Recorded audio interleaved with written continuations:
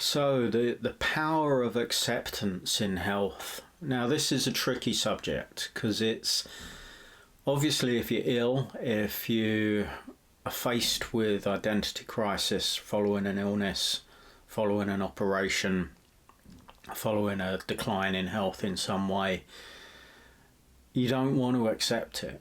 You don't want to accept these changes.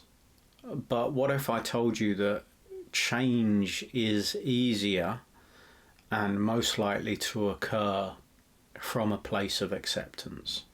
From a place of accepting what is, you can then bring about the changes that you want.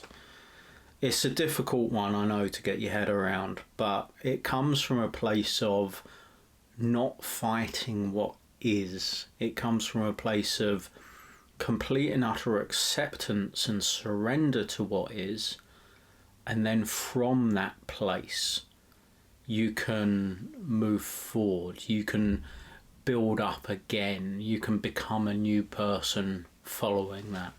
The power of acknowledging the situation, accepting that situation, and then moving on from it is quite phenomenal in my experience. And it comes down to things as fundamental as the narration, the self-talk. Like, if you're constantly berating yourself or constantly berating your body, or you're angry with your body for letting you down, those words, that very vibration carries power. They base this on the idea of the biology of belief. And I mean, you think about it, you talk to your houseplants, or you play classical music to houseplants, they grow better. They really do. You put a plant next to a Wi-Fi station, next to a Wi-Fi router, and they tend to die. They don't do so well.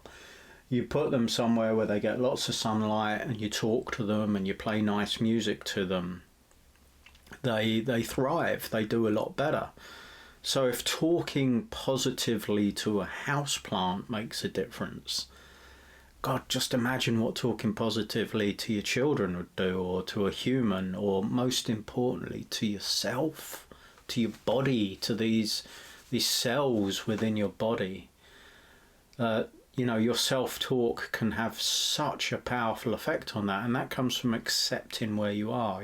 Say you've got an issue, say you've got a heart condition or a cancer of some sort, then you could talk to the body, and rather than berating it, rather than be angry with it, rather than fighting with it, coming from a place of acceptance and appreciating that your body's healing, and having gratitude for the fact that your body is healing, or is fighting the cancer, or is recovering so well.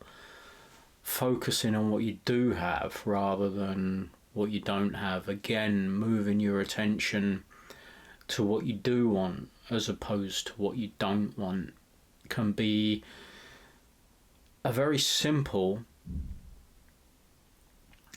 but very powerful shift in mindset when it comes to health. And I'd love to know your experiences of that. I'd love to know what you think about that in the comments below. Whether you think changing the way you think can have an effect on the way you feel and the way you behave. Have a great day.